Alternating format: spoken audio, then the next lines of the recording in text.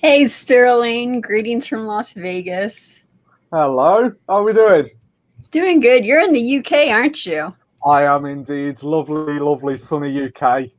Oh my God, tell me, what time is it right now? It's currently 9 o'clock at night. Oh my God, thank you so much for doing this. Really do appreciate it. No worries. Thank you for having me. Cool. Right on. Well, here we go. Let's start the show.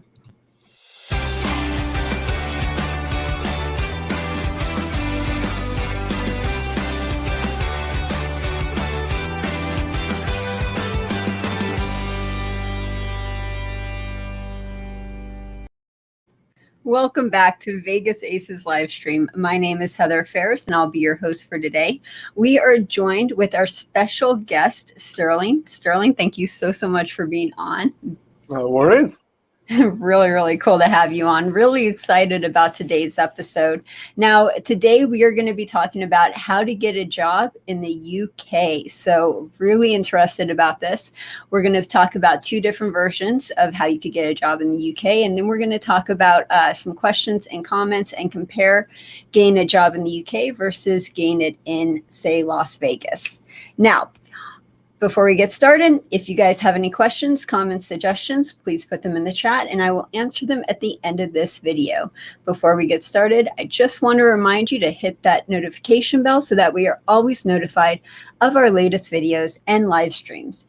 If you are brand new to this channel and this is your first time here, my name is Heather Ferris with Vegas Aces, and I am an adjunct professor at UNLV, a content creator and consultant, and I've been involved in the casino industry for over 15 years. I created Vegas Aces as a way to teach people how to play and deal casino table games, and as a way to give back to our community, we offer a free dealing trade school where we help place dealers at no cost. Okay, so on with the show. Sterling. Hello. So awesome. So awesome to have you on. It's a pleasure to be here. Thank you. Now you've worked in the UK as a casino dealer. So when you're talking about this, these are sort of experience that you've had to go through and what you've had to do to get a job as a dealer. Should we start off with the first one? Yeah. So the first way I got into the casino industry, as I mentioned last time I was on, I just went for a job through a friend and ended up starting as a cashier. Obviously, I then got transferred into the training school that the casino was providing. So obviously, I had to have the initial interview of like actually getting the job within the casino.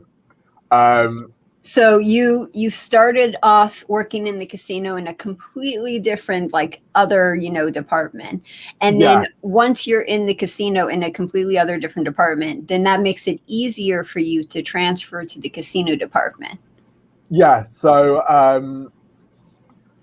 obviously it was a lot easier for me because obviously, yes, I'd signed my contract saying, look, I am trained to be a cashier or this, that, and the other. But obviously, talking a lot of managers, they were quite lenient. They were like, "Do you know what? We'd rather you come talk to us, and we can try and sort something out for you." So obviously, I was very interested in the dealing aspect, and they were like, "Do you know what? Like, we do have training school coming up. We can put you on that." Okay. And so it was easier to transfer departments rather than having no knowledge of how to deal a game and just going for the job. Okay. Obviously, sometimes there are job opportunities if you go down to the unemployment office. They may offer like, look, we can get your job set up with this casino. You can train to be a dealer, or this, that, and the other. So you can sort of either apply to get onto the training school through employment office, or you can apply to be a receptionist, like within the actual casino. You can apply for different jobs, and then after a certain amount of time, if you're like, do you know what, this isn't for me, like I'd rather try something else, then it's easier to do like a internal transfer to just a Okay. different department. Now, that's actually something that is exactly the same here in Las Vegas. It's Yeah. much easier to get a job, say, somewhere else in the casino, some entry level position, for example.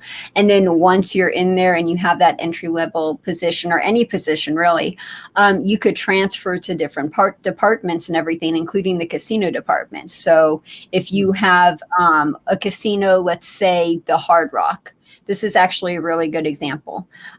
So when I was a dealer here, I worked at the Hard Rock as a pit clerk.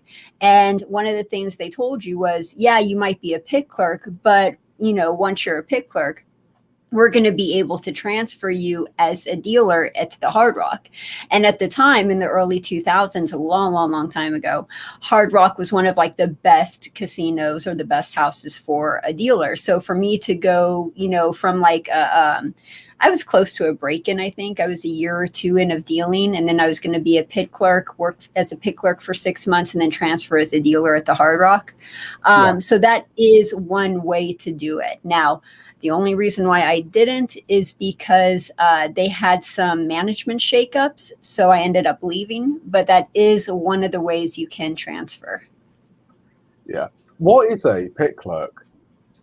A pit clerk is it's a person that works in the pit, in the casino pit, and they're the ones that do the player ratings.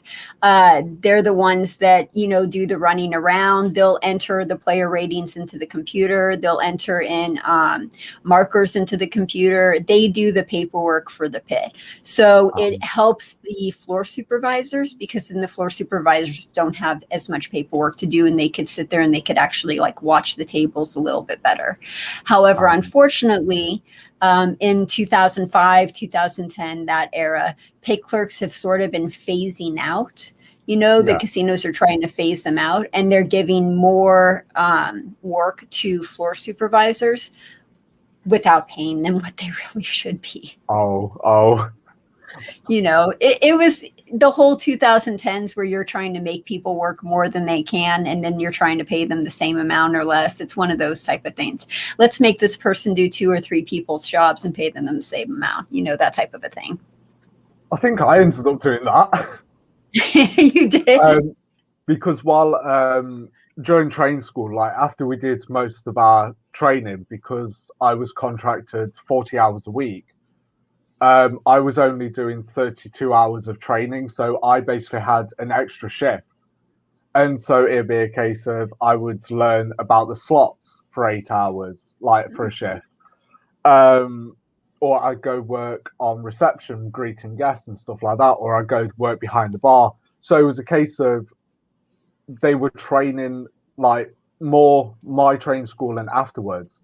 They were trying to train us in all departments. So it was a case of they never realistically had to worry about, oh, someone's called in sick from the slot tax. Right, we've got these dealers on hand who know what they're doing. Go send one of them. Okay. Now, how big was the casino or the house that you worked in? Was it a small casino or was it a big casino?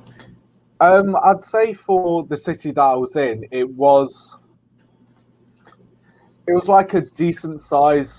We had 6 roulette tables, I think about 4 blackjack tables, and a few like poker, like 3-card poker tables and other variants. And then we had like the VIP pit, which just had a roulette table, blackjack table, and a 3-card table. So it was relatively sized, but obviously we had the poker area, we had a separate slot area, we had our own restaurant and bar. So it was a big casino, but like actual game wise, like you only had a handful of games to choose from. So it was easy to like learn all the games because a lot of them was just your basics, and then you'd have some variants where it's a case of it's exactly like this game, however, this rule applies. Like, and it's like, all right, that's fair enough. So it was quite easy to pick up the games. Okay. Now, let's go back a little bit and talk about the dealing trade school real quick before we talk about that. In Las Vegas, one of the weird things is they do not overlap the departments at all. Like once you're in that department, you're in that department. And that includes poker too. So poker has its like separate department, and table games, its own department, and they never like transfer the dealers. They never trade the dealers. They're never like, oh, this poker dealer could deal blackjack, so let's send them over there. Same thing if we're like a dealer, a casino dealer, we wouldn't go work in, front desk or anything, or reception, or we wouldn't go work at like, oh, this bartender needs, some time off. Can you bartend? Like we would never, ever, we don't cross the streams, never cross the streams.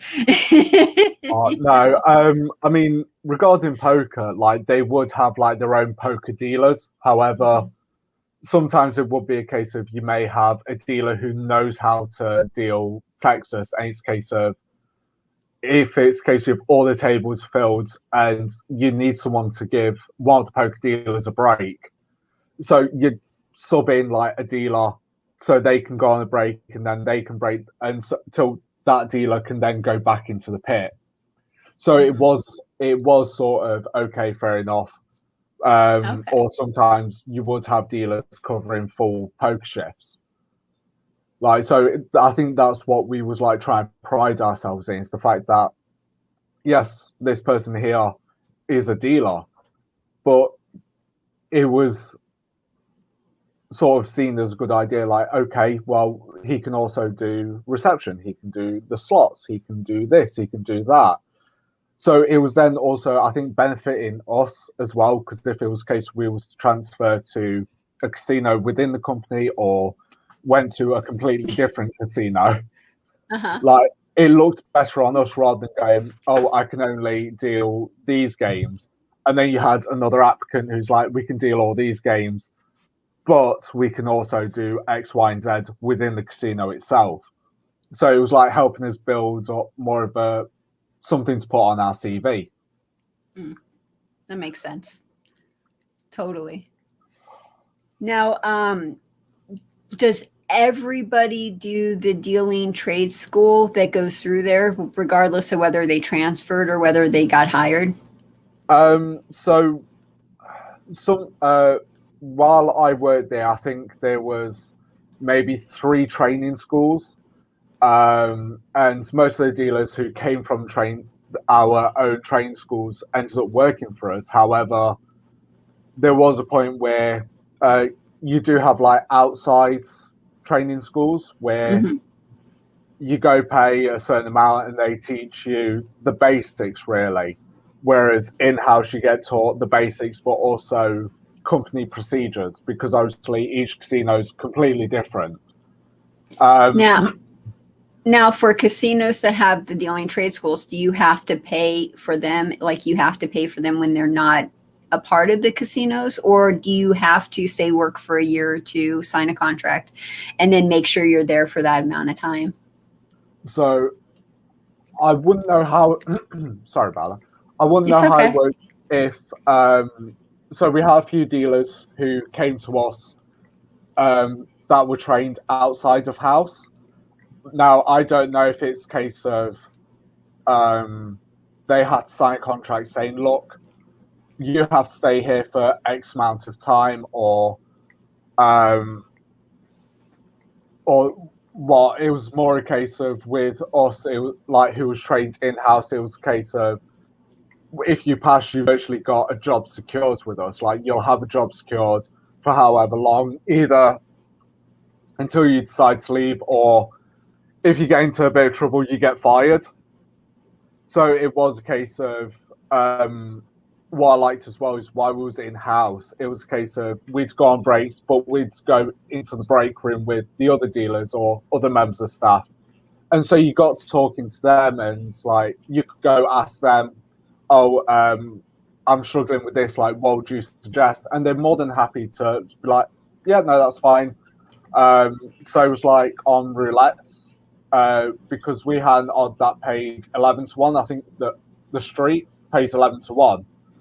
Now, obviously, maths is a big thing, and I was okay with maths, but when it was a case of you had, say, £62 on a street, and it's like, what's 62 times 11? Rather than going through your heads, it was a case of a little trick where you just separate it. You have the 62, put it in the middle, so 682. It was like, that is so much simpler than going, oh, hang on, 6 times 11 is 600, right? And then having to work it all out. It was just so much easier to just do that little quick trick. For sure. And now, go ahead. I was going to say, on training school as well, we got taught little tips and tricks to just help us get our maths quicker and better. So it's just easier to look at a bet and be like, oh, okay, so I've got roughly this, and then work on that.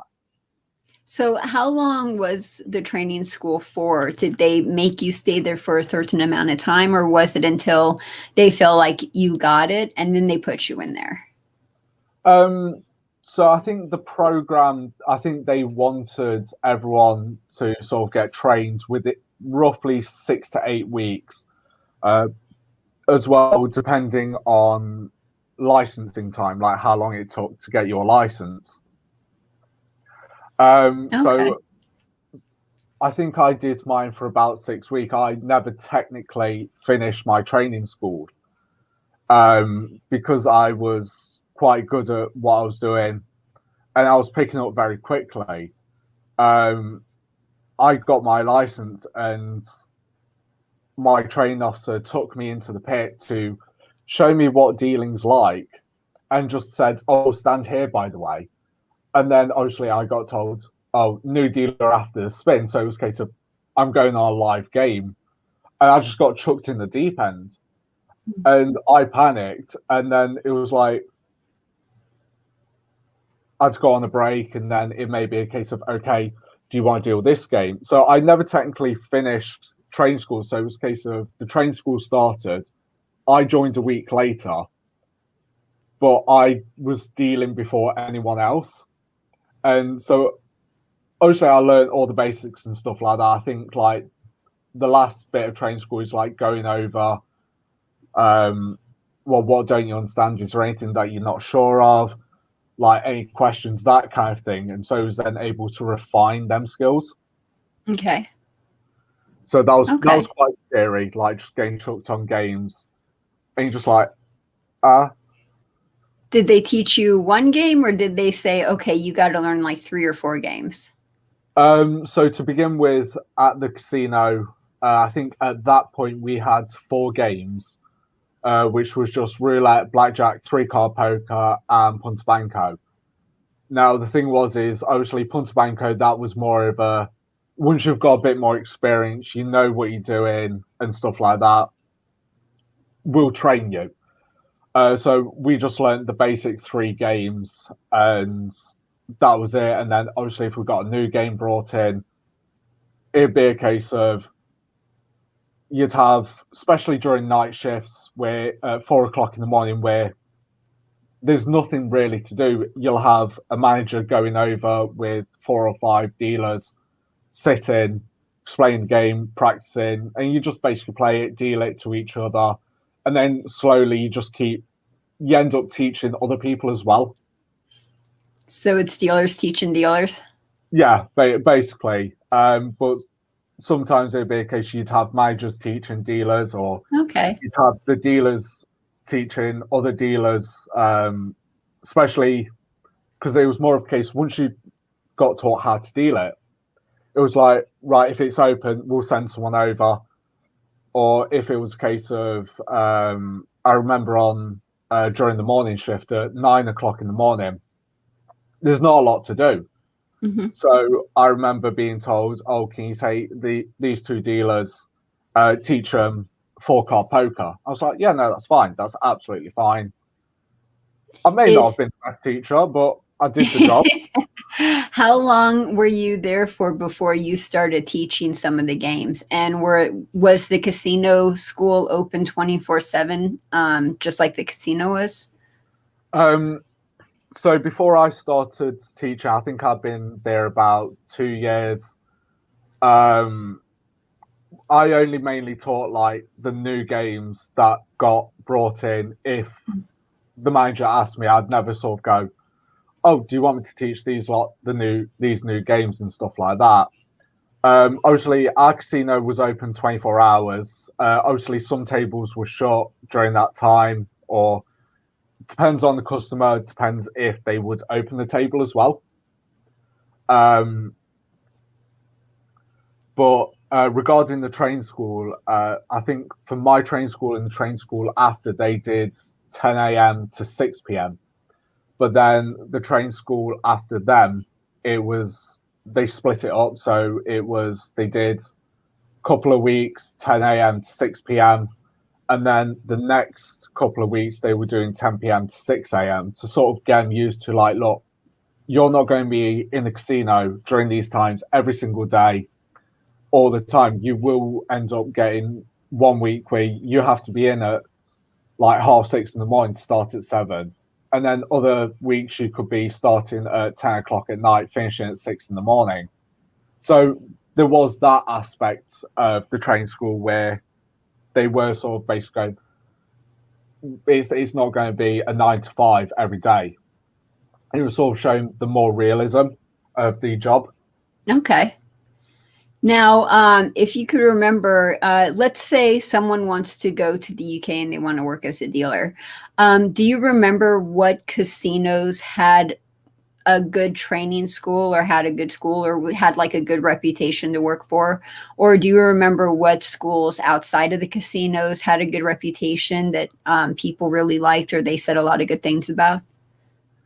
I'd say for anyone coming over here, obviously, I don't know if it's different if someone's coming over here and they don't have a license, or would they need a license before they come over, or can they come? I think some casinos may be like, yeah, no, that's fine, we can train you. Oh, I've just gone blank. I think it depends on the area. Like, I think some casinos may have an inside, like, in-house training. Some casinos may not. Obviously, it's a case of, if you are wanting to come over, it's more have a look at which areas are doing that. So do you recommend any casinos that have good training schools? Anything you can name them? Obviously, I worked for the one company throughout my 3 years. So in a way, I can only really talk about them, which was Grosvenor. Okay. So obviously, I've had no issue when I was training with them. I have a few issues working with them, but to be fair, majority of the time it was my own fault. Like, I was the one getting into trouble, so that's why the issues arose. But personally, like, I really enjoyed training and working at Grosvenor. Like, some of the best years of my life working there. Oh, cool. Awesome. Okay. And then one more question for the dealing school. Did they have worksheets? Did they have, packets that they give you? Did they have tests that they made you take, or anything like that? So the first game we got taught was roulette. Now, the first thing we ever learned was to chip up and how to cut chips. Mucking. Do you know what? Like, it's really enjoyable. Like, because before I moved over to Belfast, like, I used to have like a set of training chips that I slightly forgot to give back. So, Oh, no. I mean, it's been 2 years. They've not asked for it back. It's fine. But I just sit there and just chip them up. But to begin with, like, because obviously you're trying to learn, yeah, at the end of the shift, like, you've just got cramp in your hands. But yeah, so once we, like, not mastered, but got to grips with chipping up and cutting down, we got given a booklet which basically came from our casino's manual for gaming. And so we just got given, it's like, right, okay, here's all the terminology that you'll use. Here's a breakdown of the racetrack. Here's a breakdown of the wheel. Here's what you do if it hits 0 and you've got even bets. There was also the odds. We had like a conversion table. Mm-hmm. So it was a case of, well, if it's on straight up, you're paying this amount. If you have, so I think it went up to 20, and we had to basically learn the times tables for all your different bets. So obviously a straight up 35, split 17, and so on. So we had to basically learn all the multiplications for them. Up to Would 20. they test you on that? Yeah. Okay. So sometimes it'd be a case of, it'd be as simple as we'd walk in and our training instructor would have used different color chips and set up different bets. And we'd just get a piece of cards and just write down the answer, what we think it'd be. He'd then check. Or it'd be a case of, you'd be chipping up and he'd just come round and go, what's 7 on the straight up? At first, like, when you've not had that much sleep, you're just like, but you'd sort of have to try and give the answer quite quickly. So what is it? Oh, don't worry. I'm just kidding. Don't worry. No, I can do this. 2.5. Woo! I'm actually going to check that now. What is 7 on the straight up? I'm saying 2.5. I'm putting you up on the spot and everything. 2.5, still going. Nice. I used to hate the splits though. Like 17 is such an awkward number. It is an awkward number. You just have to memorize those times tables. To be fair, I only learned it up to 10, I think, rather than 20. Okay. I'd always be like, well, if it's 12, I'll just do 6 and 6. Or 10 plus 2. Yeah, that too. That makes sense. So much easier. That's true. I used to hate the splits. We also had tables where if a colour chip was set at 50p, £1, £5, all different values. So it was a case of, one thing we got taught with conversion is if it's set at £5, don't think of it as, so if I have 3 on the number, don't think of it as 15 times 35, just think as 3 times 35. Exactly. All right, that's 105, and then just get the equivalent amount. Yep. So it'd be so much easier. It is. It's so much easier. Paying by the units versus paying by the actual like dollar amount. Yeah. I always pay by the units. I never pay by the dollar amount because I can never do the math. So units is so much easier. I think for fives, I think what I got taught was, what was it? I think it's times 10, half it. I think. Or it was like something and then knock a 0 off. I can't remember. They have really interesting keys that you use to figure out odds and figure out bets. That really helps a dealer when doing math and everything. Now, in this like little section that we're doing, we talked about transferring from one position to another position in the casino. We also talked about training schools. Is there anything else you want to talk about on those 2 subjects before we move on to our next subject? No, I think that's it. I'll probably think of something much later. I'll be like, oh yeah, by the way. We'll just mention it. We'll like go back and talk. Now I'm checking out your guys' comments. You guys have a lot of comments in here. Really do appreciate that. If you guys have any questions that you want to ask Sterling or myself, please put them in there and we will get to them at the end of the show. Real quick, I just want to point out one comment from the Phillies Ace. Thank you so much. It's good to see you. Hi. Says, hey, Heather, you're the best. And thank you for your help and trying to transition from a casino in PA to potential Vegas casino. Thank you very much. Very appreciated. Thank you. Really do appreciate that. Good to see you. And that is a super chat right there. So you guys could see that, which is a good transition. So let us do a word from our sponsor real quick, and we'll go back and we'll do the second part here really soon. So.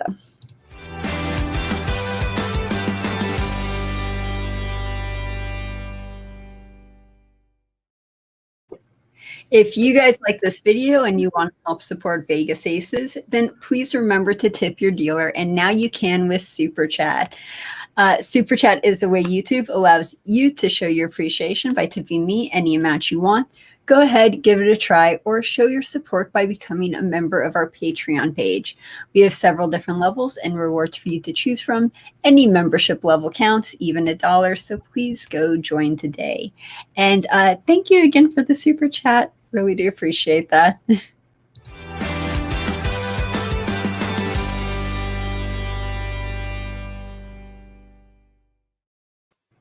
Cool. Okay, so Sterling, now how do you actually go about getting a job in a casino in the UK? Do you go to the casino and fill out an application? Can you fill out an application online? Like, what is the very, very first step that you take to get a job in the casinos in the UK? So a lot of places now, it is more of a case of apply online. Obviously, if you do have a casino that you would like to work at very close to you, you can go in. You can say, look, can I talk to the manager about job opportunities, stuff like that. They may say, yep, no, that's fine. We'll have a look at your CV. Although a lot of them may say, look, if you go online, you can apply online and we can get back to you. So it's basically the same as Las Vegas, because that's what we tell people here. You go online, you put your application in online, and then after you put your application in online, you go to the casino pit, ask for the shift manager, let them know that you want a job there if they're hiring, and then of course he'll be like, well, you got to put your application online. Well, I already did that. If you show up in your black and whites, they might do an audition right then and there. Is that the same over there? So I'm guessing if you've already got like your license and you know how to deal, I think so, yeah. Mm-hmm. Obviously, if it's the case you don't have a license, you don't know how to deal, you could inquire and say, look, I am quite interested to work for this company. Do you have any training schools? Or if you don't, do you know where would you recommend? Because I think if you ask like, oh, where would you recommend? It's sort of then saying, look, I want to get to the point where I am up to standard for your company. Okay. So it can sort of put you in a better steading. But yeah, no, definitely if you don't have a license or training, you can do it that way. If you do, you may be called for what's called a table test if you already know how to deal, in which basically I believe it's same as an audition where you'll have managers who will go through different games. You just basically deal as you normally would. So when I transferred from Nottingham to Edinburgh, I had to do a table test. Now, I was like, the only thing that was really realistically worrying me was, do I wear my uniform because it's the same company, or do I go in suit and tie? Luckily, it was just going in suit and tie, so I was like, sweet, don't have to bring the waistcoat. Hated the waistcoat. I don't know what it is, but it was like black on the back and they just had gold. I was just like, no, it was the other way around. Sorry, it was gold on the back and then black on the front. I was like, I'm not a fan of this. So the suit and tie, is it an actual real suit and tie that you would wear, like, let's say at a funeral or something? Or is it like your black and whites where you wear, black pants, a white long sleeve, button down collared shirt with a black tie or something? So I just basically went in a suit. I wore trousers, like I think I wore some like navy blue trousers, white shirts, navy blue waistcoat and jacket, I think a silver tie. And so I just went as if it was like a 9 to 5 job in an office, like how I dressed for that. So the first first game I had to deal was blackjack, and they just basically loaded everything up like massive bets. they were also asking me questions. So one of the questions I got asked was, I think a 7.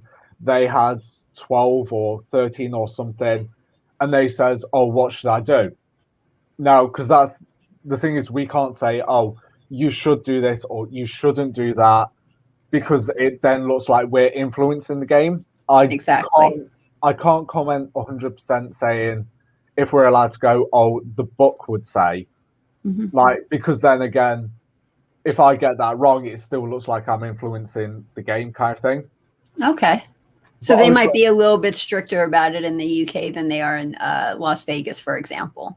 yeah. So I think the only time we can sort of like give advice, but without giving advice. So I remember a guy had 2 10s, and I think I had a king. I think, and he was like, "Oh, I want to split them." I was like, "Are you sure? Like, you do have 20?"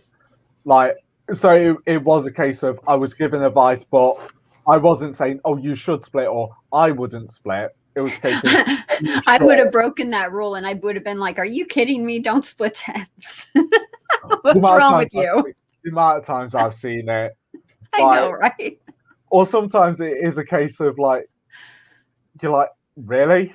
Like, right. Are you sure? Are you actually? And then once you've asked like 2 times, you're like, okay, fair enough. You should second guess your choices when the dealer gives you that look and they're like, "Are you sure? Are you sure you want to do that? You might want to rethink this. Are you sure?" Honestly, like some people. So obviously, I got asked a few questions about the game. I then went to roulette, dealt some of that. I made a small mistake because they threw me a bet, but because it was a bet I've never heard of, I called no bet. Oh. Now the thing is luckily it was a case of it was with management, and they're like, right, okay, well, up here this is a very popular bet. You will get it quite a lot. So I'm like, no, that's fair enough. Like, I'd rather say no bet and then have the bet explained rather than take the bet and not know what it is. So they were fine with that. And then I think I had to have like the proper interview where, pardon me, I was asked about like a lot of them were like, well, what do you know about this club? Like, so this actual casino, what do you know about it? And this, that, and the other. Theoretical win, and if a table's losing money, what would you do? Wow. So it wasn't just okay, why do you want the job? It was very much practical as well. Whereas so obviously going back to, oh, so you've got a table losing. What would you do in order to either slow the loss down or try and basically gain the cost back so the table's winning again? Wow, what was your answer?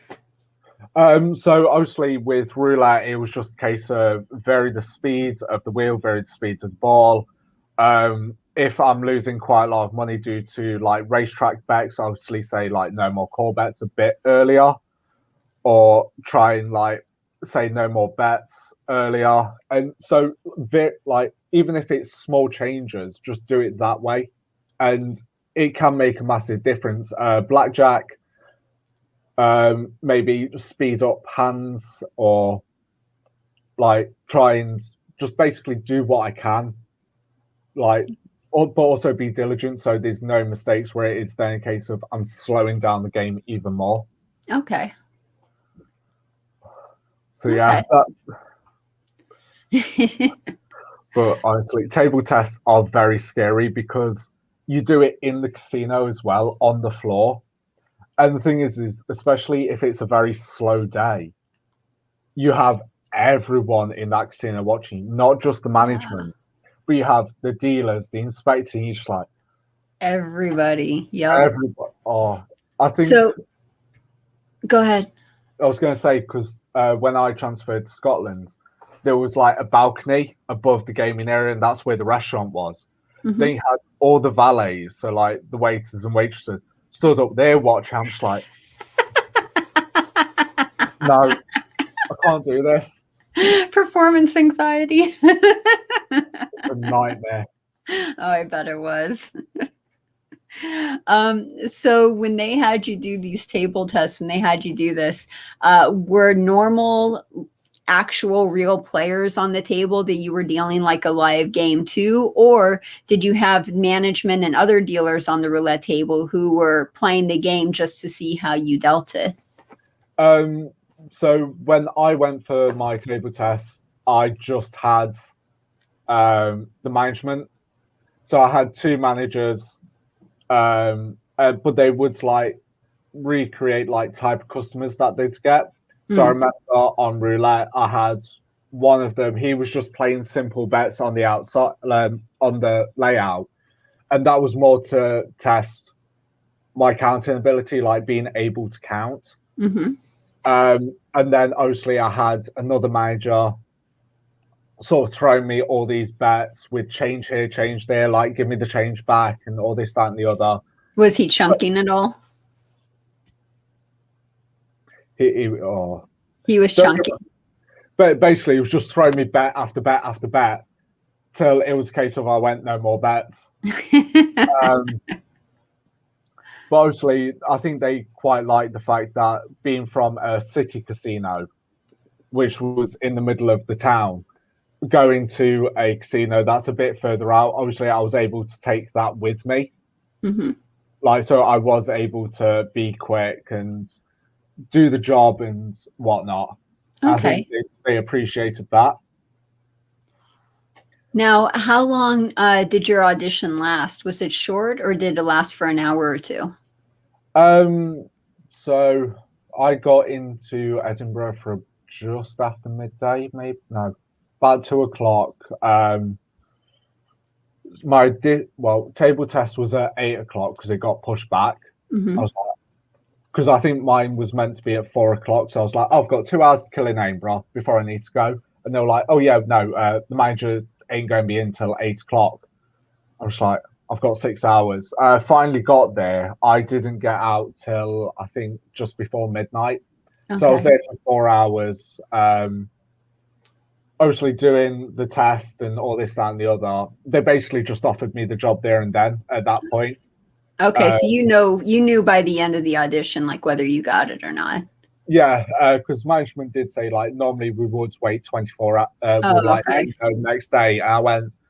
I just said to the manager like, what time would I be expecting a call to say if I've got the job or not? He went, well, you got it anyway if you want it. I was like, sweet. And then within a week, I was moving up.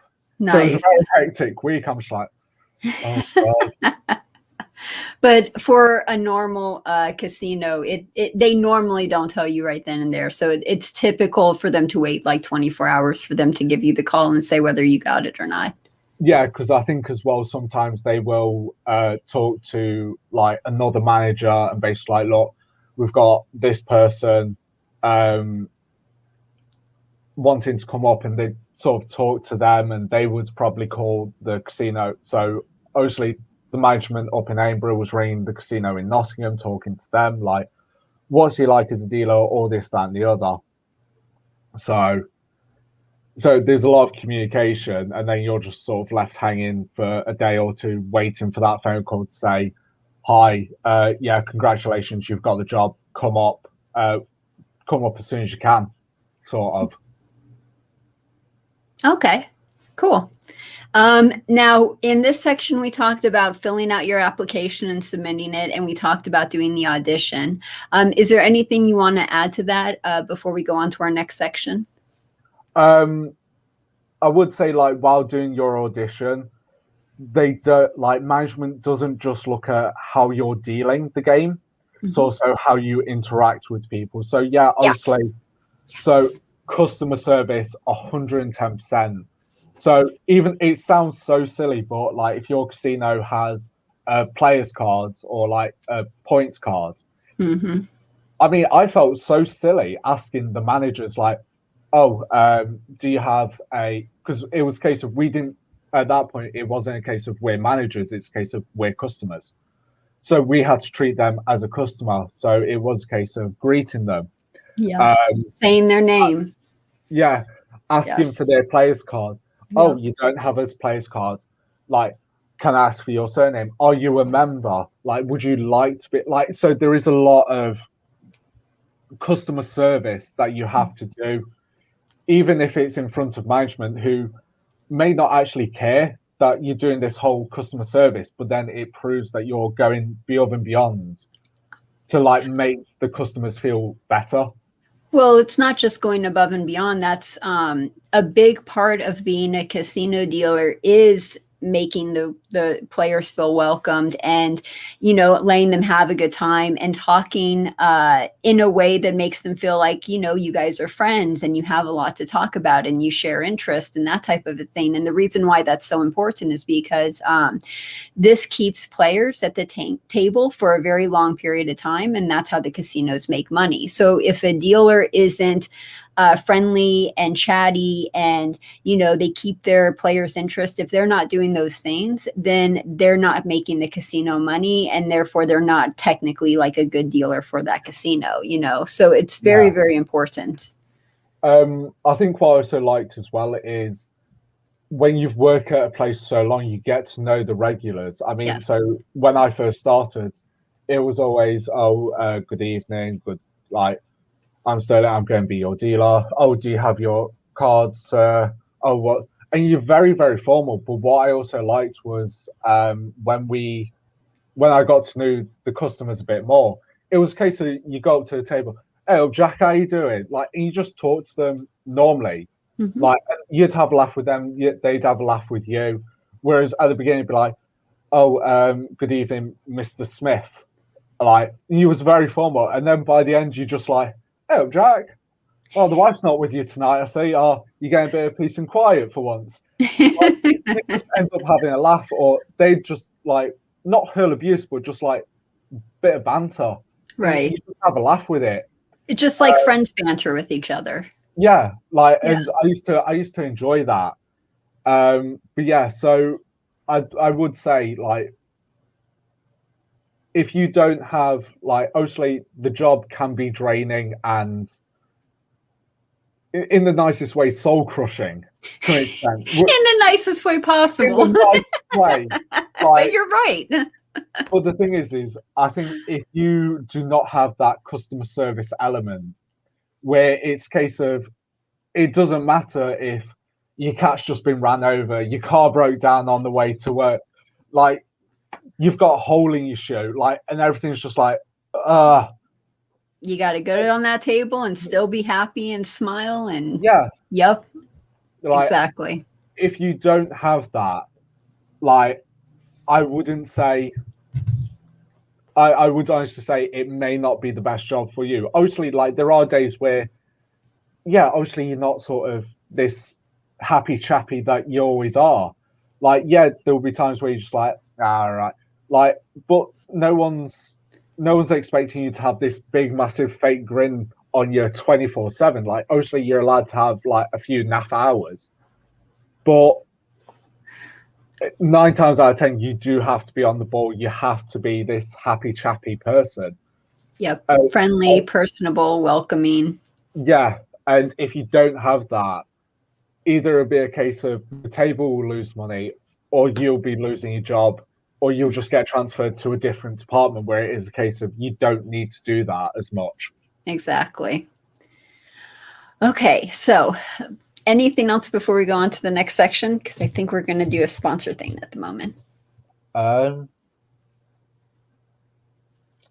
think as well, as apart from the customer service, you need a thick skin. Like, there's a lot of qualities that you're not told about that you will need before you go for that for the job within the casinos. Obviously, you need great customer service, but you need a thick skin. You know how to be witty. You know how to say things back, but in an appropriate manner, without getting into trouble. I think that is something that a lot of dealers will either have or won't have, but you can build on it, but it will never be as good, if that makes sense. No, it does. It completely does. You definitely need a thick skin in this industry. You have to have the right temperament. If you're the Yeah, type of person where you complain about everything and everything is going wrong, dealing might be a little bit hard. It might yeah. not be very much fun. Okay, so before we go on, just a quick word from our sponsor, and then we'll move on to the next section.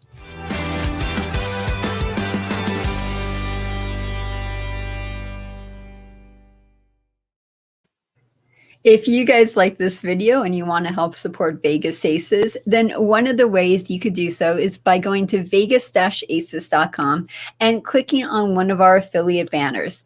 When you sign up for an account through an affiliate link, then our website gets a small commission. If you ever have any problems, questions, or disputes, please let me know. Email me, heather@vegas-aces.com, and we will help you through it.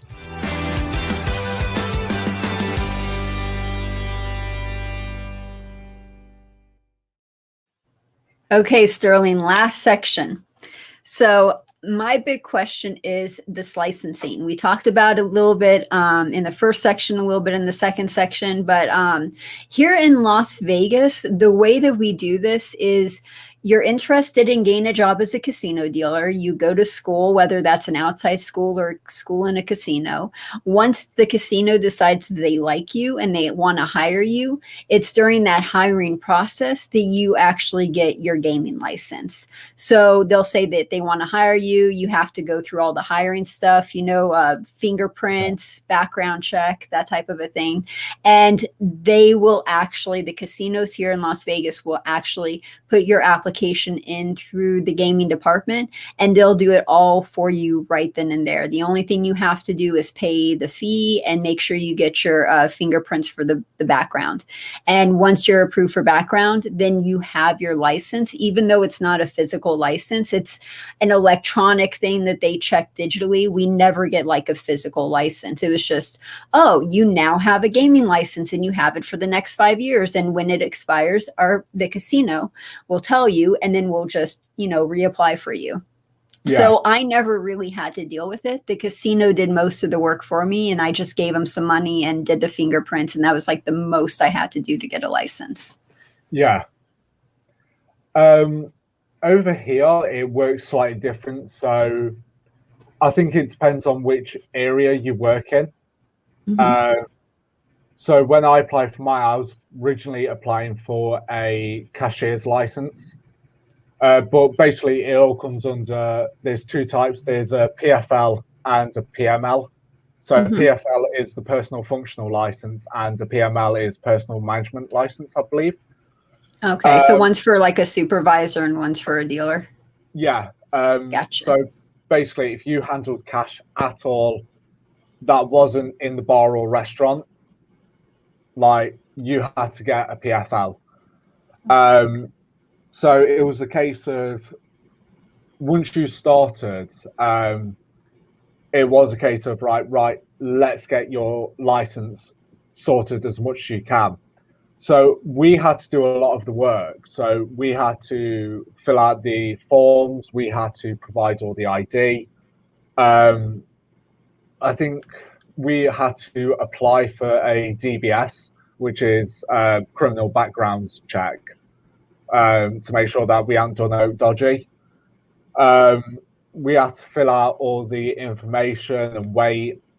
I think it was the casino that paid for it, and that just lasted you. Once you got the license, you had to. That was your license for 5 years, and I think like once it hits. So I mean, my license is still technically valid. Mm-hmm. So mine runs out April 2021. I mean, yes, I've left the business. I could have surrendered my license, but I was like, well, I don't know if I was going to go back into it once I'd left. So I'd rather have had that license still active. So obviously mine runs out in April. So it'd be a case of if I was still working for the casinos, I'd say January, like the admin team would have been like, your license is soon to expire. Let's just basically go over stuff so it then comes into force for when it does eventually run out. So we sort of didn't also get a physical copy. We just got an email basically saying, "Here's your license." More than what we got. We got an email with a PDF of our license, and then we just had to send it over to the admin. They just print it off and just whack it in our file. I mean, so really, you are the one that had to go through the whole process of getting your license. The casinos, did they help you at all, or were they just like, this is something you have to do? So obviously, when I was applying, because I was still in the cash desk, like the head cashier would just sort of go, look, he'd go through it, like, oh, you need to click this one and this one, sort of helping. But when it came to like, I had to list all the addresses in the past 10 years. I had to do that because no one else would have known where I lived or what I was doing for employment for the last 5 to 10 years. So was it like filling out another application? Was it similar to filling out like a second application to another job? Was that what it felt like? Okay. Yeah, it honestly, it was just so time consuming, like filling all this out. But then it was a case of, I think what made it longer was you'd send something off and then you'd have to wait a week and a half to get a response like, oh, by the way, like you've missed this section out. It's like, right, okay. You'd go fill it in, send it off, wait another week and a half, and like, right, we're just waiting for your DBS. I'm like, okay, I didn't need to know that. Like, I've got it, I've sent it, like, go. And then you'd have to wait even. So I think the whole process for me took about 2 months to get my license. Oh, that's so frustrating. It makes it worse if you change address. You have to tell them like, oh, I've changed address.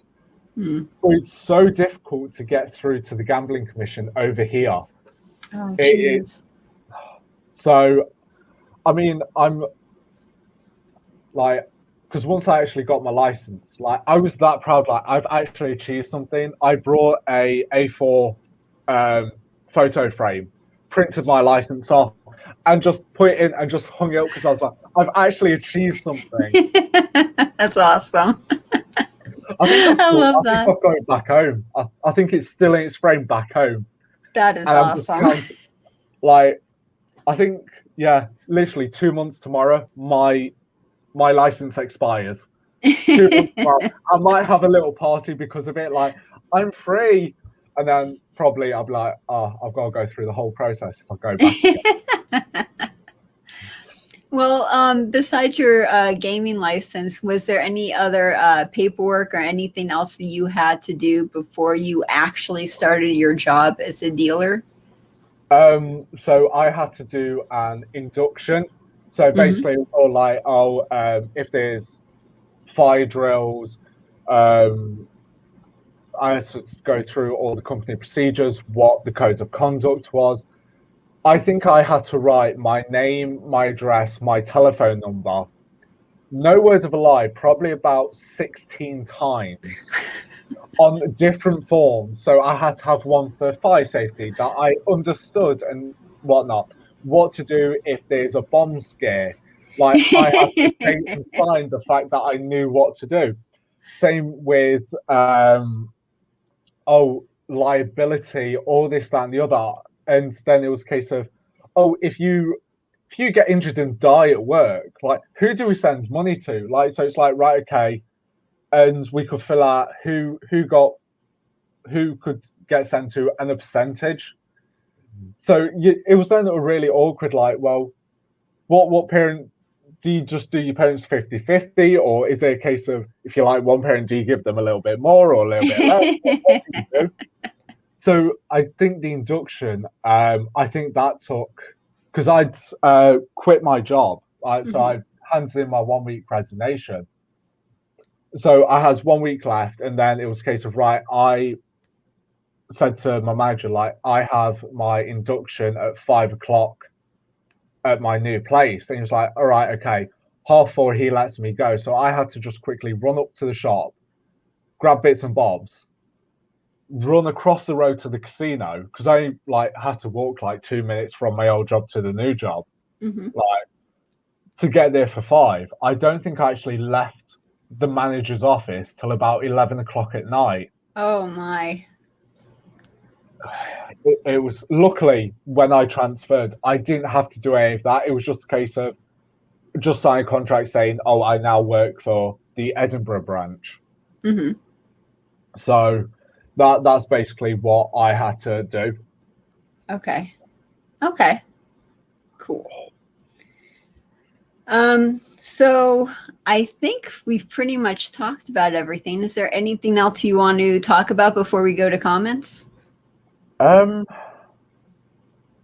I think that's it for the moment. Yeah.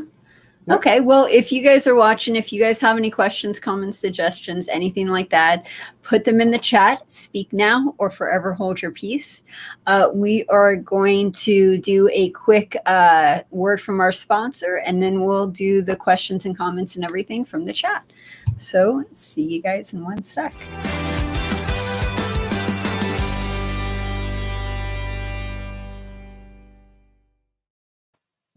Just a quick reminder, Vegas Aces is supported by viewers like you.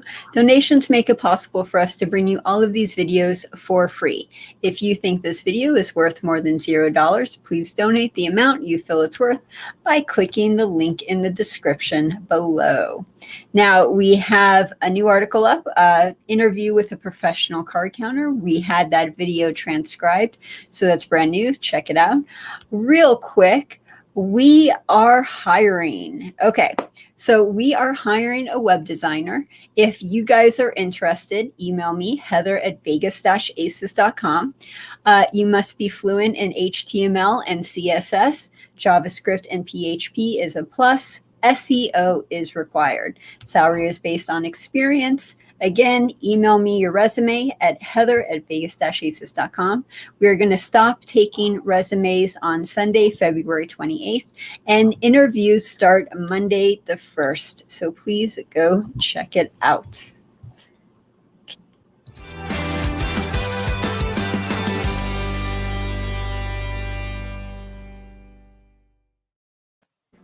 Okay, so now for my favorite part, doing the questions, comments, and seeing what you guys are saying in the chat.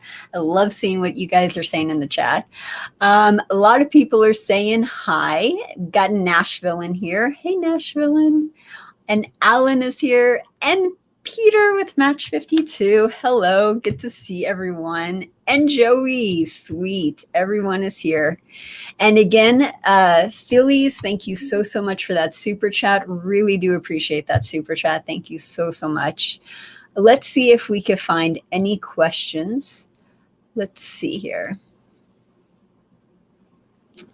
Now, Joey's actually in the UK. And he says, sorry, but UK job centers don't do anything to help you unless you go in with a signed guarantee that you get the job. Do you have any experience, Sterling, with job centers trying to give you a job as a casino dealer? I personally didn't, but there was a couple of people on my training school who were referred to by the job center. So I knew it was a case of they may help or they may not. So I wouldn't be able to say 100%, oh, yes, the job center does help. But I know from talking to people that it is a possibility. Okay, cool. And Nashville says, as a dealer in an entertainment company, not for real money, so one of the casino party companies, we always cross-train various table games. So they like to schedule people on craps as a pit boss in a poker tournament. So they really utilize their dealers in that industry. And also, too, Joey's saying that the public schools for dealing are few and far in between. Do you agree with that? Yeah, I think the only one I personally know about is, I think it's near London. It's actually inside Charlton Athletic Football Club. Like, they have like a little area that is decked out like a casino. They train people there, but I'll be honest, my geography is absolute naff. Like, I couldn't tell you where Charlton is. but I know Okay. it's down south. So like someone from Nottingham, say, like where I grew up, it'd be absolute pointless of them going all the way down to Charlton to train. Like, if you can try and find an in-house one, brilliant. If not, maybe like have a look, see if there are any in your area, or if you have to travel, how far have you got to travel, and take that into account. Okay. Sounds cool. So next up is from Sherry. I wonder how they adjust the wages. It would seem complicated to continually switch pay according to what department you are filing in. Do you know how they do that with pay? If you're working in like a poker department one day, but then you're working as a slot tech the next day? So for me, like over here, we've got something called the living wage. Mm-hmm. I think that's sort of, I don't know how to explain it properly because I don't understand, but it's kind of like above minimum wage. So it's kind of like, look, this is how much you should be paid an hour to live, but it was more for over 25s. Mm. But because obviously we was working in the casino, they're like, look, we couldn't just give it to you. Oh, okay. And obviously we got little pay increases over time, but it was a case of if someone was just a dealer, like they wasn't a multi-skill dealer, they get paid the living wage. But whereas me, where I could do 3, 4 different departments, I'd still get paid the same as the dealers who just dealt. So it was a case of that's just how it was like, well, it's in your job description. Like, So it's like, all right. was there any advantage to being able to work in 3 different departments, or if you got paid the same no matter what you worked? Was it a case of corporations trying to basically use and abuse their employees? I feel like it was a case of they trained us in different departments. So again, it looked better for us if we went to go to other casinos. So it was a case of, oh, brilliant. Like, it makes us look better. I think we also enjoyed it as well because if it was a case of, oh, we had to go break reception, it gave us like 20 minutes not having to deal with customers screaming and shouting at you because you've took all their money on blackjack. So in a way, it was a nice little break for us. Okay. So, but yeah, no, I personally was like, well, hang on, I'm able to do the job of 3 other people, but I'm getting paid the wage of one person. Like, obviously, I'm not asking for 3 people's wages worth, but like, even if it's just a couple of extra quid an hour, like, I'd be happy with that because it just then proves that if you work hard for it, you get more benefits for it. Yeah, So, definitely. And then Joey wants to add to that too. So Joey said it tends to be hourly rate here, no matter what hat you are wearing.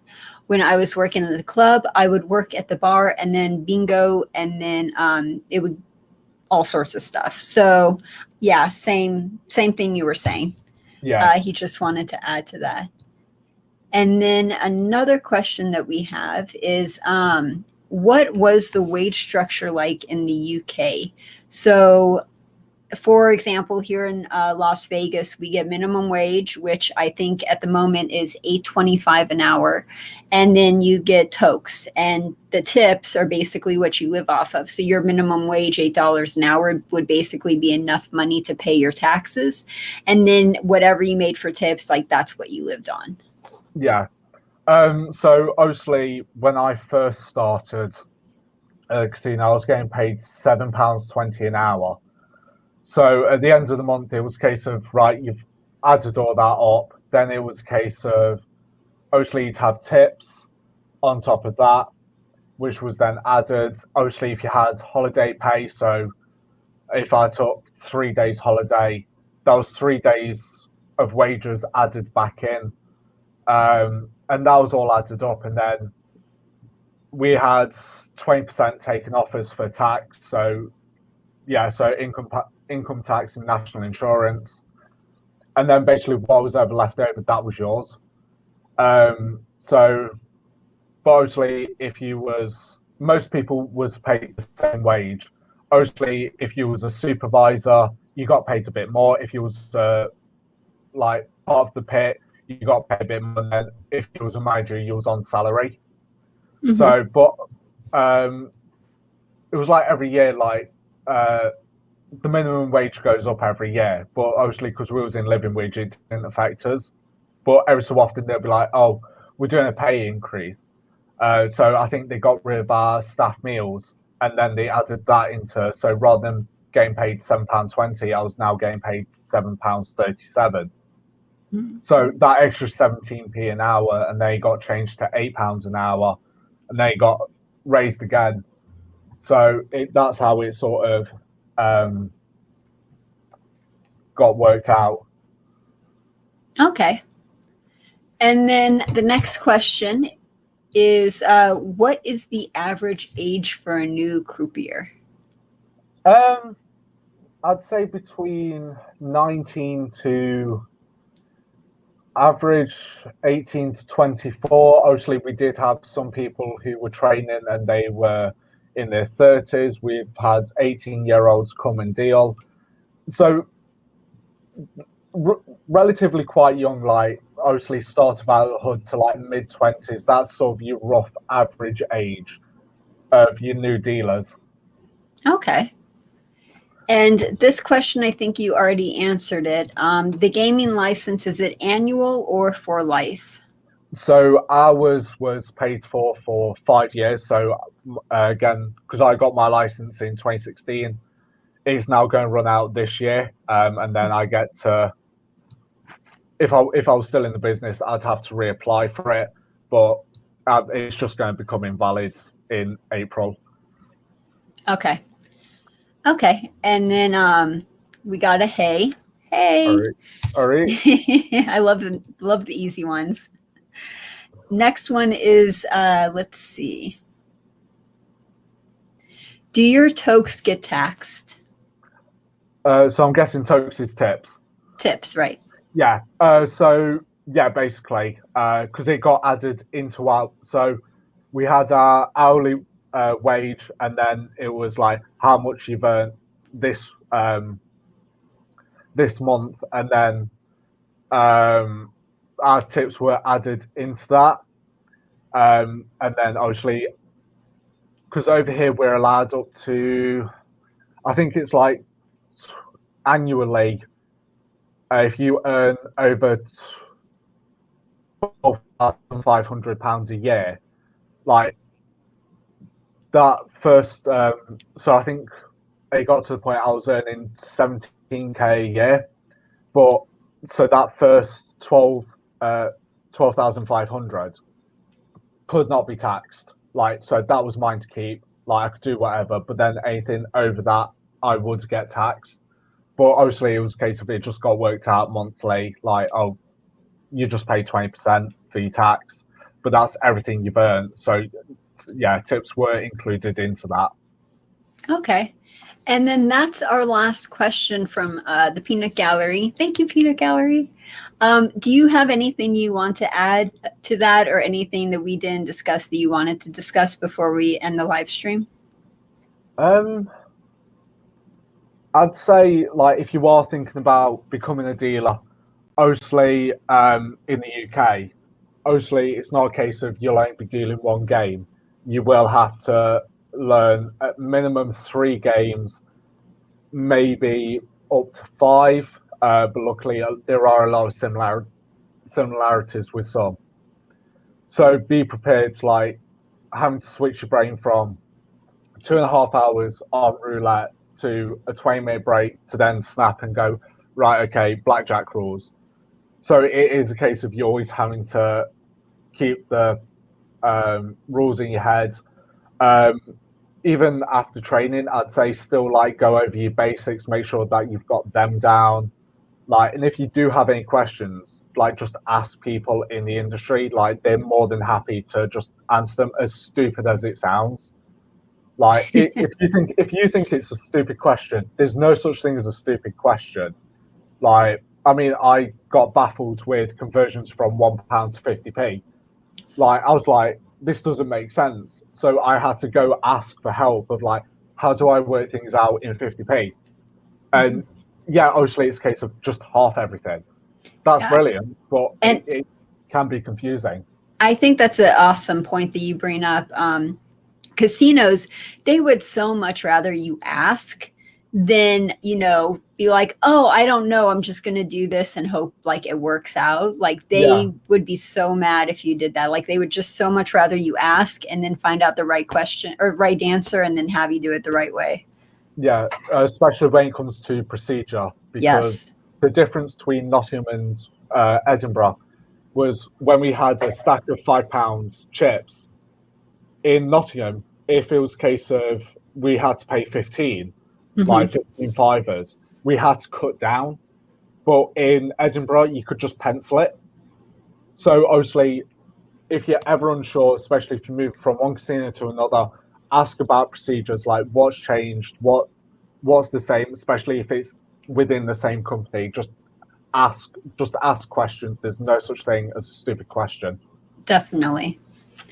Well, thank you so much for being on. Thank you for being a guest. Thank you for sharing your insights and your wisdom and everything. And we really do appreciate you being on and And doing all this. anytime, I'm more than happy. Oh, thank you. Thank you Definitely for coming having me. back. Oh, absolutely. Sweet. Okay, so here we go. This is the ending.